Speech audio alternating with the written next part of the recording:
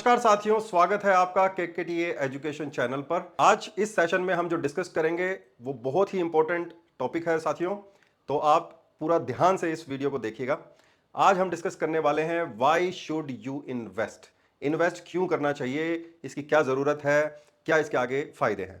तो चलिए शुरू करते हैं। So why invest. Okay, invest करने से पहले इन्वेस्ट क्या किया जाता है? पैसा।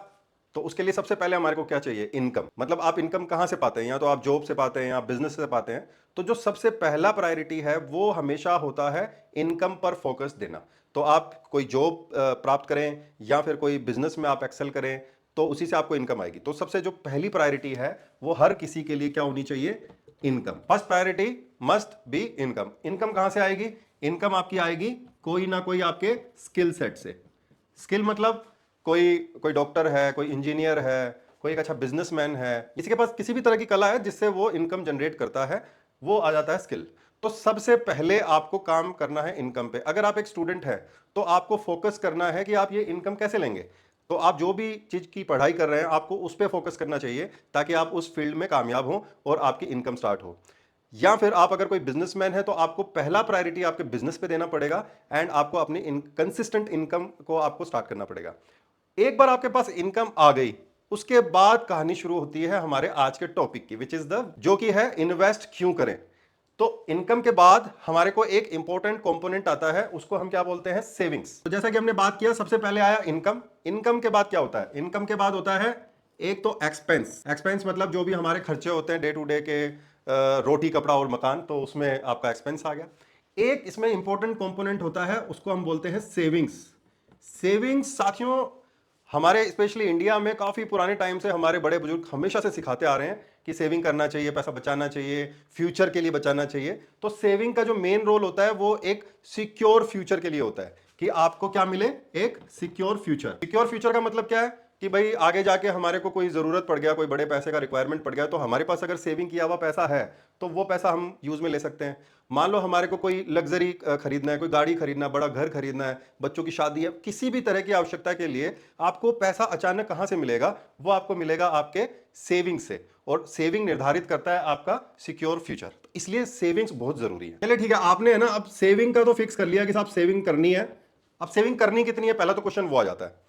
देखिए, नो मैटर व्हाट, कोई बंदा कितना भी कमा रहा हो, चाहे वो 10,000 रुपए कमाता है, चाहे वो 10 लाख रुपए कमाता है, ये कोई इसका फर्क नहीं पड़ता, उसको सेविंग करना ही करना है। तो इसका एक मेन क्राइटेरिया क्या हो सकता है कि सेविंग कितनी करनी चाहिए? तो जनरली एक रूल है which is 20% of your income must go into saving. अगर कोई बंदा 10,000 कमा रहा है तो उसको 2,000 बचाने की कोशिश करनी चाहिए। तो यहाँ पे सेविंग का एक सिंपल रूल है, आप नो मैटर व्हाट कितना कमाते हो आपको उसका 20% बचाने की कोशिश करनी चाहिए। कोई बंदा कम कमाता है तो हो सकता है कि वो 15% ही कर पाए, बट उसको एक हैबिट डालनी चाहिए। और जो हमारी जो यंग जनरेशन है उसको तो अभी से ही सोच के रखना है, बिकॉज अभी जैसे ही वो अर्न करना स्टार्ट करेंगे आप डे वन से इस आदत को डालिए। ये आदत इतनी पावरफुल है, बाद में ये आपको एक पैसे का पूल बना के देती है और उस पैसे से आपको कॉन्फिडेंस आता है जिससे आप लाइफ में बड़े रिस्क भी ले सकते हो और लाइफ में आप कुछ बड़ा भी कर सकते हो। तो ये बहुत जरूरी एस्पेक्ट है, तो इसको आपको समझना चाहिए। चलिए ठीक है, तो ये एक हो गया 20% ऑफ इनकम। जितना ज्यादा आप कर सको बेटर है, बट इसके लिए ये नहीं है कि आप अपनी डे टू डे लाइफ को कॉम्प्रोमाइज करने लग जाओ, आपको एंटरटेनमेंट ही नहीं करना है, आपको बिल्कुल एक बोरिंग सी लाइफस्टाइल करनी है, वो नहीं। आप सब चीजों में बैलेंस रखो। हमने सेविंग समझ लिया कि यार सेविंग करनी जरूरी है। अब इसमें एक प्रॉब्लम है, जैसे कि इसको हम एक एग्जांपल के तौर पे समझते हैं कि आपने 10 साल पहले 1 लाख रुपए को अलग से छुपा के अपने घर में रख दिया था कैश, यार मेरे को कभी इसकी जरूरत पड़ेगी तो मैं इसको यूज कर लूंगा। ऑल्दो बीच में मोदी जी ने नोट भी बंद कर दिए तो वो वैसे खराब हो गए होंगे 1 लाख रुपए, बट स्टिल हम ये मान के चलते हैं कि वो 1 लाख रुपए आज भी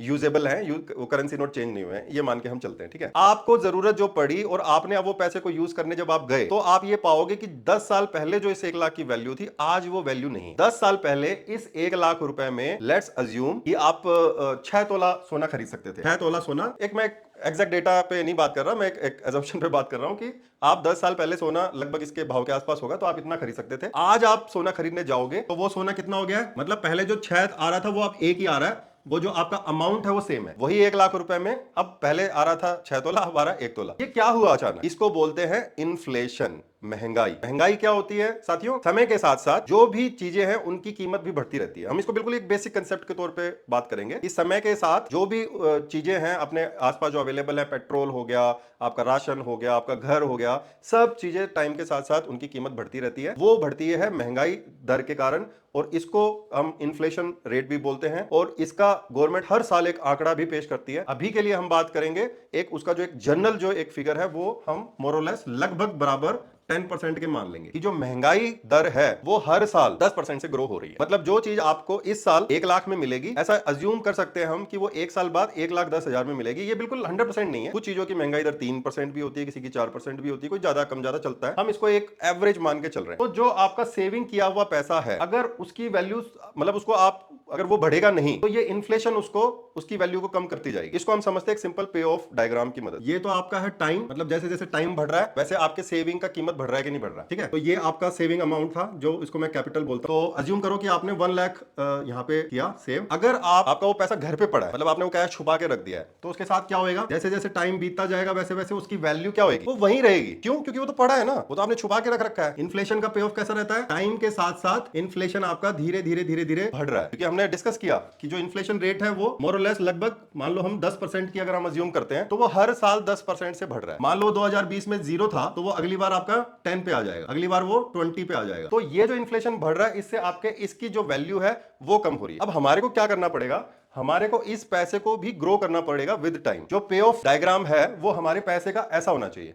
अगर ऐसा होगा तो हमारा पैसा इन्फ्लेशन को बीट कर सकता है। इसको बोलते हैं बीटिंग द इन्फ्लेशन। चलिए अब है ना, मैं आपको इसको 3 एग्जांपल के थ्रू बताता हूं। अज्यूम करते हैं एक पर्सन है, वो 50,000 60,000 लेट्स से पर मंथ अपना इनकम है उनका, और वो 20,000 का सेविंग करते हैं। तो सेविंग कितना हो गया अपना? उनका सेविंग का अमाउंट हो गया 20K पर मंथ। हम ऐसा मानते हैं कि वो 20 साल के लिए उसको सेव कर रहे हैं, क्योंकि वो अपने फ्यूचर के लिए कर रहे हैं, सिक्योर फ्यूचर के लिए। तो हम उनका टेन्योर जो है, टेन्योर मतलब कि कितने समय की हम कैलकुलेशन कर रहे हैं, तो टेन्योर हो गया 20 ईयर। अब हम यहाँ पे 3 सिनेरियो की बात करेंगे। पहला सिनेरियो क्या है कि उन्होंने सिंपल बैंक में पैसा रख रखा है। बैंक में जो सेविंग अकाउंट रहता है उसके अंदर पैसा रख रखा है। तो जो बैंक का जो सेविंग अकाउंट है ना वो 3% का रिटर्न देता है पर ईयर। आपका जो भी पैसा है उस पर 3% का रिटर्न आता है। तो अगर वो 20 साल तक वो पैसा डालेगा तो इसका हम एक टेबल बना सकते हैं। यहाँ पे सिनेरियो नंबर 1 में अगर उसने 20,000 लगभग डाला 20K into 20 year at the rate 3%, तो उसका जो फाइनल कैलकुलेशन आता है वो कितना आता है? लगभग 66 लाख रुपीस उसके पास 20 साल के बाद इस पैसे का अमाउंट होगा। इसी तरह से दूसरा जो सिनेरियो है उसको हम मानते हैं एफडी उसने करा दिया, मतलब वो हर महीने जो पैसा बचा रहा है उसकी एफडी कराता जा रहा है।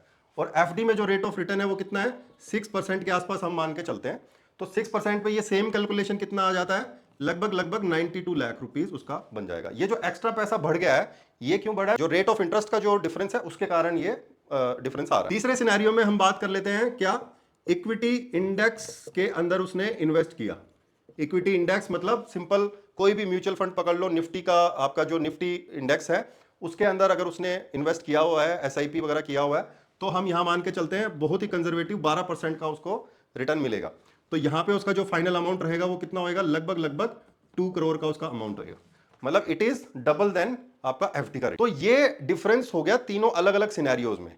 अब ये जो तीनों अलग अलग सिनेरियोज हैं ये क्या है? ये है कि आपने उस सेविंग के साथ क्या किया। मतलब आपने उस सेविंग को सिंपल बैंक अकाउंट में रख के छोड़ दिया, आपने उसको इन्वेस्ट किया इन एफडी, या फिर आपने उसको इन्वेस्ट किया इन इक्विटी इंडेक्स फंड। तो ये जो इन्वेस्ट किया जो मैं शब्द बोल रहा हूं इस पे अब हम थोड़ा सा एनालिसिस करेंगे कि यार ये इन्वेस्टमेंट क्या होता है और इसके अलग अलग क्या तरीके हैं। ये जो आरओआई जिसको हम बोलते हैं, रेट ऑफ इंटरेस्ट बोलते हैं, ये क्या है, तो इस पे हम डिस्कस करेंगे। तो साथियों अभी तक हमने ये तो समझ लिया कि सेविंग जो है उसको ग्रो करने के लिए हमें उसे क्या करना पड़ेगा? इन्वेस्ट करना पड़ेगा। जो ये आरओआई है ये डिसाइड करता है कि वो किस रेट से ग्रो होगा।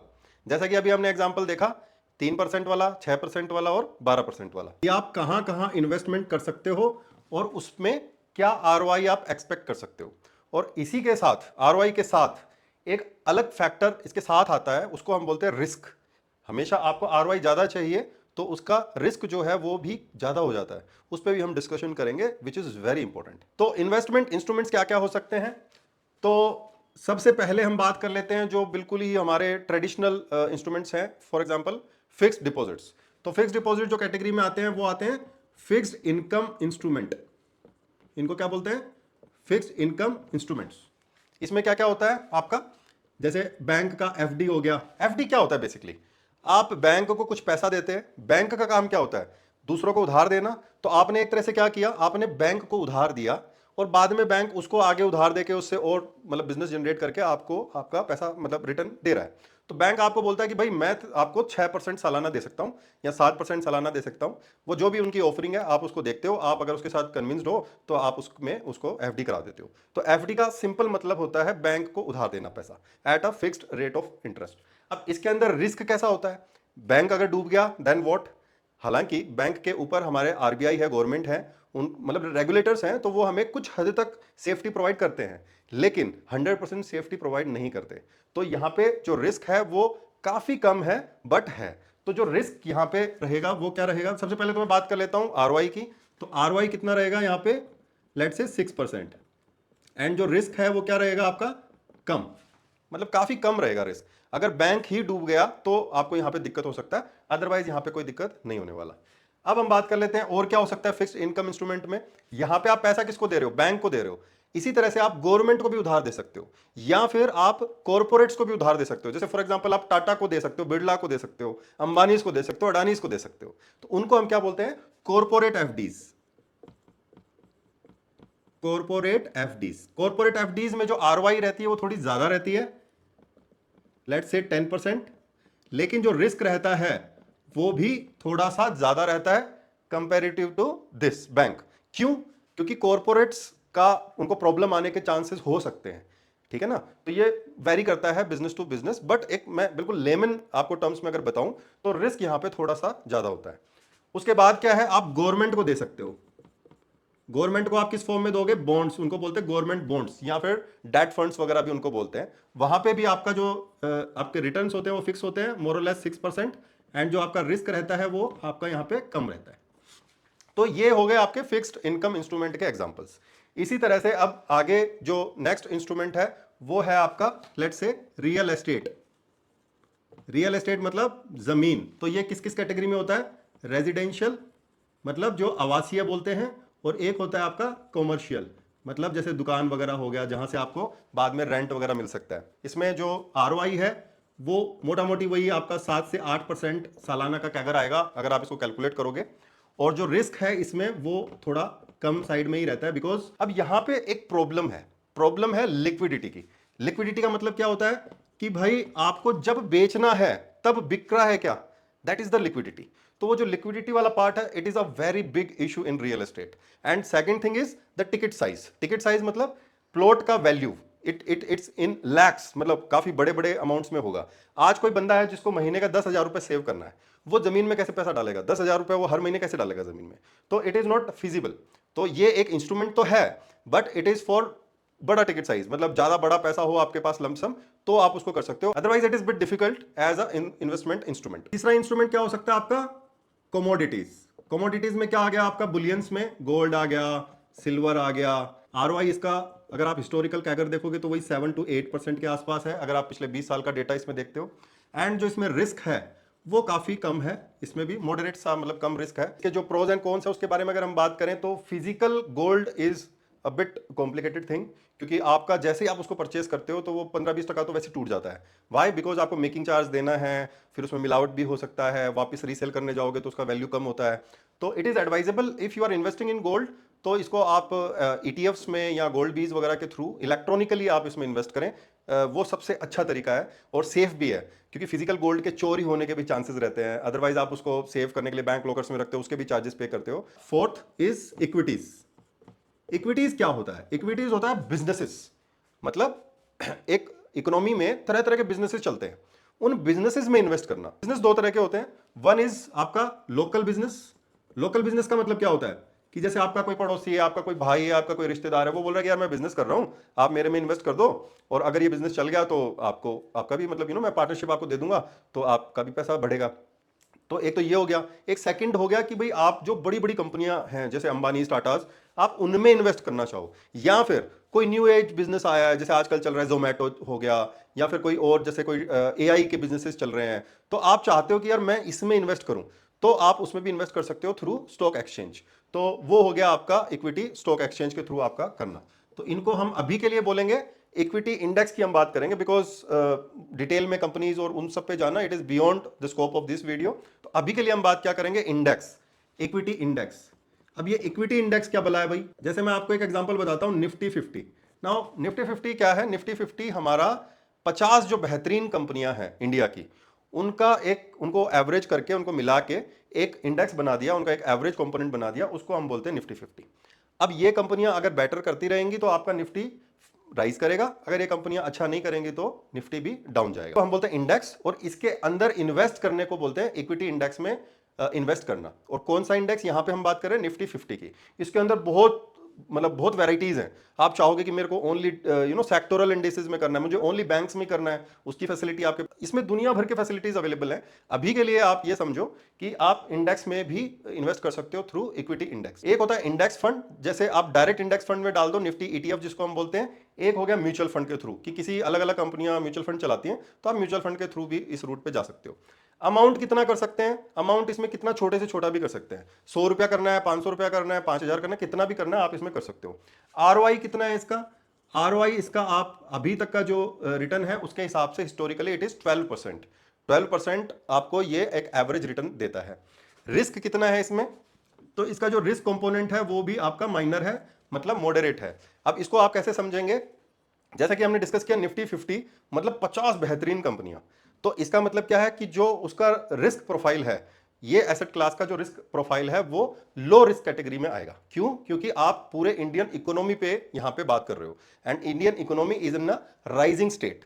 तो यहां पे अभी मतलब बीच बीच में आपके अप एंड डाउन आएंगे, बीच बीच में जैसे कोविड आया, आप अलग अलग टाइम पे जब मार्केट करेक्शंस देखते हो तो मार्केट डिप होता है, but in a long run अगर आप देखोगे तो एक राइजिंग जो इकोनॉमी रहता है, उसके जो एक्सचेंजेस होते हैं, मतलब जो इंडेक्स फंड्स होते हैं, they perform very well and you can easily get 12% kind of returns. तो एक जो इंपॉर्टेंट पॉइंट यहां पे हमें डिस्कस करना है वो क्या करना है, कहीं पे भी आप इन्वेस्ट करते हो, किसी भी इंस्ट्रूमेंट में आप इन्वेस्ट करते हो, आपको हमेशा दो चीजों का ध्यान रखना है, ROI and second is risk profile. आपको उसका रिस्क प्रोफाइल भी समझना है कि ये ज्यादा रिस्की है, कम रिस्की है, मॉडरेटली रिस्की है। तो ये दोनों चीजें आपको देखनी है। तो आरओआई पे हम बात कर लेते हैं।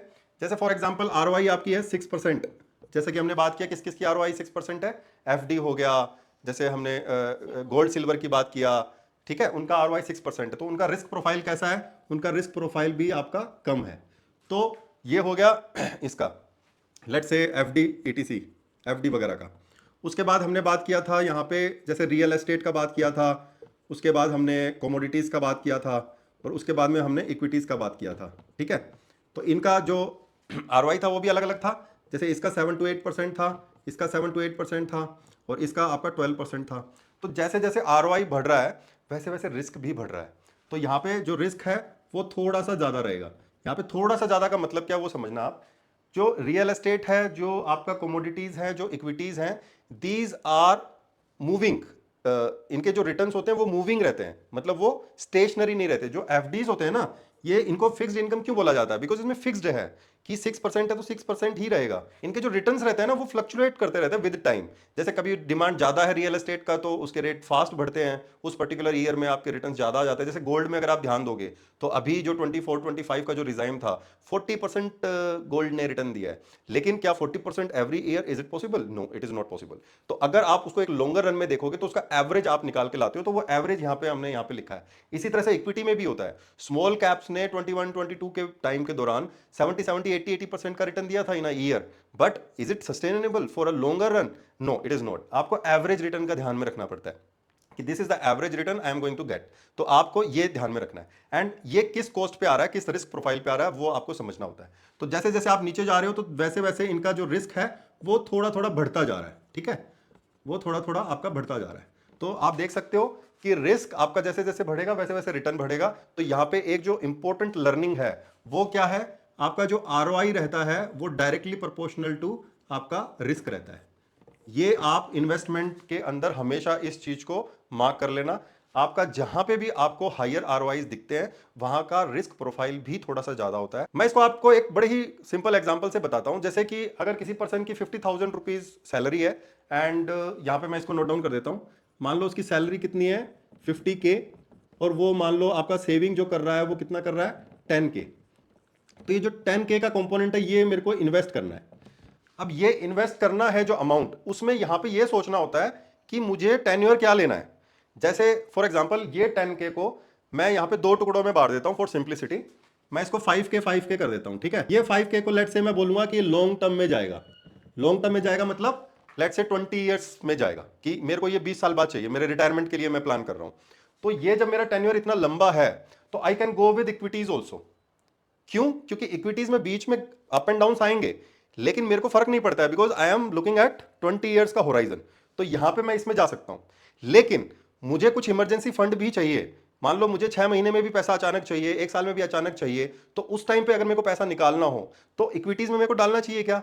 नहीं डालना चाहिए। क्यों? क्योंकि इसका जो पे ऑफ है इट फ्लक्चुएट्स विद मार्केट। मतलब मार्केट नीचे भी जाता है, ऊपर भी जाता है। बाई चांस 6 महीने बाद आपको पैसे का जरूरत पड़ा और मार्केट 20% क्रैश हुआ उस टाइम पे, तो आपका पैसा भी क्रैश होएगा। मतलब आपका जो इन्वेस्टमेंट है उसकी वैल्यू भी कम होएगी। मतलब आप कम, मतलब लॉस में आपको पैसा निकालना पड़ेगा, which is not the right way.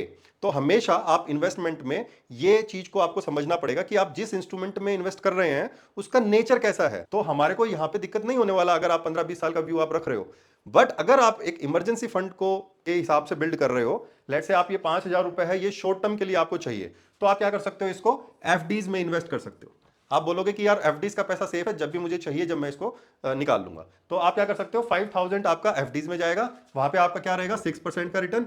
और जो आपका 5K जाएगा वो जाएगा आपका 12K वाले में। तो इस तरह से आप अपने इन्वेस्टमेंट को डाइवर्सिफाई कर सकते हो अमंग डिफरेंट डिफरेंट इंस्ट्रूमेंट्स। तो ये मैंने आपको बड़ा सिंपल सा एग्जांपल दिया है, इसको आप चाहो तो और कॉम्प्लिकेट कर सकते हो। जैसे आपने सुना होगा स्मॉल कैप हो गया, मिड कैप हो गया, तो इसके अंदर भी अलग अलग रिस्क प्रोफाइल्स होती है। तो उस पर कभी हम फिर आगे डिस्कस करेंगे। आई होप आपको एक बेसिक फ्रेमवर्क समझ में आ गया होगा कि इन्वेस्टमेंट क्यों जरूरी है, अलग अलग जो इंस्ट्रूमेंट्स होते हैं वो क्या होते हैं, आरओआई और रिस्क प्रोफाइल को कैसे समझा जाता है। एंड जो सबसे इंपॉर्टेंट चीज है जो इस वीडियो के शुरुआत में मैंने बोला था, वो ये है कि हमारा जो प्रायोरिटी है वो होना चाहिए हमारा इनकम पे। अगर इनकम होगी तो ही इन्वेस्टमेंट होगी। तो हमें पहला फोकस अपने स्किल डेवलपमेंट पे करना चाहिए, इनकम बनानी चाहिए, उस इनकम को फिर हमें एक इंटेलिजेंट वे से इन्वेस्ट करना चाहिए। साथियों, अगर आपने अभी तक अपना इन्वेस्टमेंट जर्नी को स्टार्ट नहीं किया है तो मेक श्योर करें इसे जल्दी से जल्दी स्टार्ट करें। Investing is the only tool which can make you wealthier. तो साथियों, आई होप ये वीडियो से आपको वैल्यू एडिशन हुआ होगा। एंड अगर आप हमारे चैनल को पहली बार देख रहे हैं तो आप इसे सब्सक्राइब कर लें, चैनल को फॉलो करें और इसे अपने कम्युनिटी में शेयर करें। मैं मिलता हूं आपको किसी दूसरे एजुकेशनल वीडियो में। Thank you.